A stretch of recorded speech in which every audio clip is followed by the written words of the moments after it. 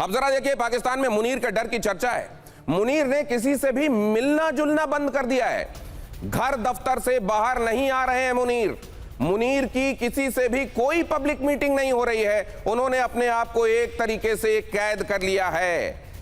दहशत में है मुनीर। किन किन बातों से स्पष्ट हो रहा है? जाहिर है वो आएंगे बाहर, माइक पकड़कर आपको नहीं बताएंगे कि आजकल मुझे बड़ा डर लग रहा है।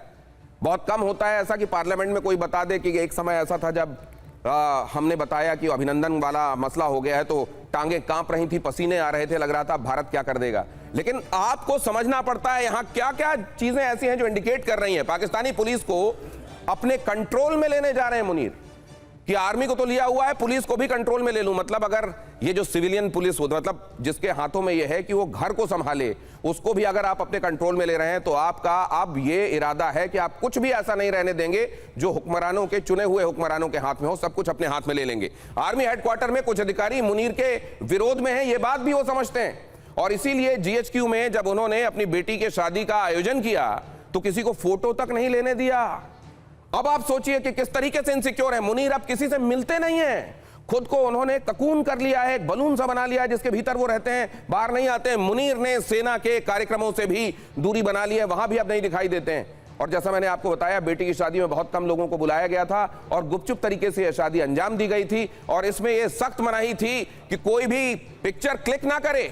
और वहां तो इस बात को लेकर भी चर्चा हो रही है कि अरे भाई, घोषित डिक्टेटर थे, वो भी ऐसा नहीं करते थे कि किसी को बुलाएं और वहां पर अपने यहां के आयोजन में फोटो तक न लेने दें। ज्यादा से ज्यादा परवेज मुशर्रफ ने यह कहा था एक जमाने में जब उन्होंने किसी शादी में शिरकत की थी कि यहां पर फोटो लेना तो यार फेसबुक में मत डाल देना, अपने कैमरे में ले लो। इनकी दहशत इतनी ज्यादा क्यों है? पाकिस्तानी फौज में भी मुनीर को लेकर बहुत गुस्सा ये बताया जा रहा है। आर्मी हेडक्वार्टर में कई अधिकारी विरोध में हैं। ये फ्लैश कीजिए जरा।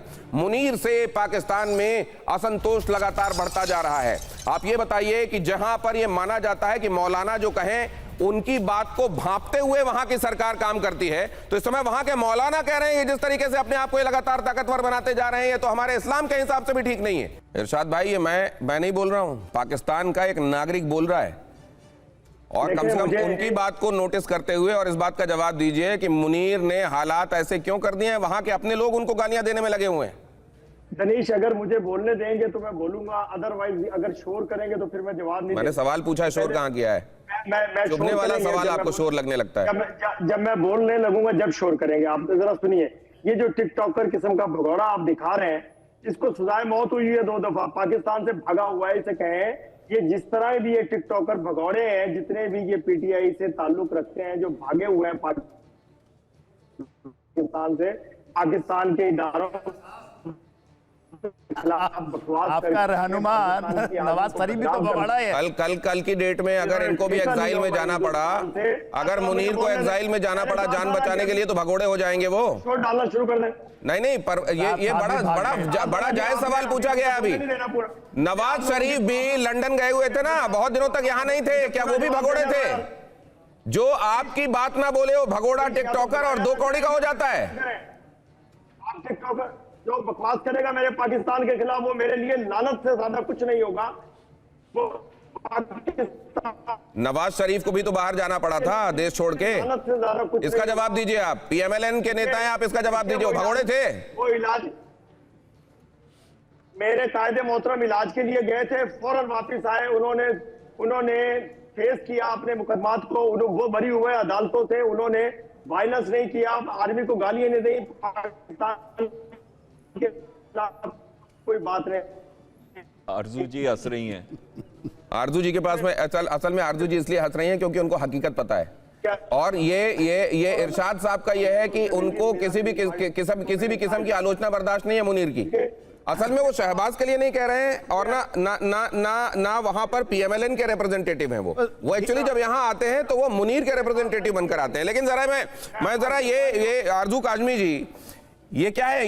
ये वाकई ये वो वलवला जिसको कहते हैं रगों में दौड़ने वाला, वो है अपने देश के लिए, या ये असल में फौजी हुक्मरानों को खुश करने के लिए स्टेटमेंट दिए जाते हैं? देखें, ये तो खैर डॉक्टर साहब खुद ही बता सकते हैं कि वो क्या स्टेटमेंट दे रहे हैं। लेकिन जिनका वीडियो आप चला रहे हैं, राजा आदिल, ये भी आर्मी में ही थे और मेजर रह चुके हैं। और एक ज़माने में इनको जो है वो यहाँ की मिलिट्री इस्टेब्लिशमेंट ने हायर किया था या बनाया था ताकि वो इंडियन मीडिया पर जाकर और उनका पॉइंट ऑफ व्यू रख सकें और गलत को सही और सही को गलत बोल सकें। लेकिन उसके बाद जब गवर्नमेंट्स चेंज हुई और मिलिट्री एस्टेब्लिशमेंट के अंदर ही इमरान खान की वजह से एक तरह से दो डिवाइड हो गए या दो हिस्से हो गए, तो उसमें ये उस हिस्से में चले गए जो इमरान खान को सपोर्ट करते हैं। इस वजह से इनको यहाँ से भागना भी पड़ा और उसके साथ ही इनकी जो वीडियो है या कह लीजिए इनका यूट्यूब चैनल है, अब इनको भगोड़ और न जाने क्या कुछ कहा जा रहा है। जहाँ तक नवाज शरीफ साहब का ताल्लुक है वो भी मुझसे आरजू से एक सवाल करना है। मैं आरजू जी से सवाल कीजिएगा, लेकिन ये बता दूं कि आपके यहाँ वो जो साहब हैं बहुत मशहूर हैं, पत्रकार भी हैं और उनका लूज टॉक भी कई जगहों पर बहुत देखा जाता है। उन्होंने तो अभी जनवरी में ही पहले हफ्ते में एक बड़ा गजब का स्टेटमेंट दिया है कि नमक बनाने के मामले में हमारा मुल्क पूरी दुनिया में नंबर 2 पर है, लेकिन नमक हरामों के मामले में हमारा मुल्क नंबर 1 पर आ गया है। ये उन्होंने कहा है, मैंने नहीं कहा है। इरशाद जी को अगर आवाज जा रही हो इसका जवाब भी लूंगा, लेकिन आप क्या सवाल पूछ रहे थे, प्लीज पूछिए। देखिए मेरे ये जो मेहमान है पाकिस्तान से आए हुए, उनका मेरा देखिए ये आसिम मुनीर साहब हैं, उनके बीवी बच्चे पूरे खानदान अमेरिका में क्यों बैठ गया वहां जाकर?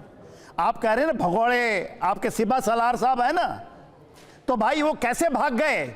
आप बड़े प्यार करते हो, तो मेरा सवाल आपसे है, ये भगोड़ों का देशों में क्यों भगा दिया अपने बीवी बच्चों को और खुद बैठा हुआ है अंदर छिप करके? दिनेश जी ने बताया ना, बंकरों के अंदर में छिप करके बैठा हुआ, किसी को फोटो नहीं लेने देता। मैं तो ये कहता हूं तो भारत का वो गुनाहगार है। पहलगाम के अंदर में उसके ऊपर केस चलना चाहिए, ये तो मैं कहता हूं। मैं ओपन टीवी चैनलों में कह रहा हूं और सब जगह मेरा दरखास्त है, जो सुन रहे हैं मुझे, ये जो हमारे 26 लोग मारे गए थे उसका गुनाहगार है।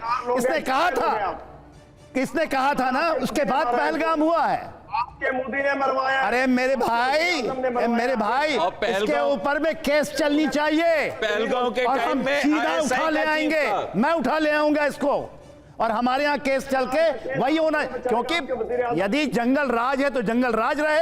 जंगल राज है सर। देखिए जरा ईरान की स्थिति क्या है और पाकिस्तान में क्या होने वाला है वो भी बता देता हूं। ईरान में हालात आउट ऑफ कंट्रोल हो रहे हैं, खामेनेई के खिलाफ प्रदर्शन तेज हो गए हैं। शुभदा कुछ कहना चाह रही है, उनके पास जाऊंगा, लेकिन उससे पहले खबर देख लीजिए।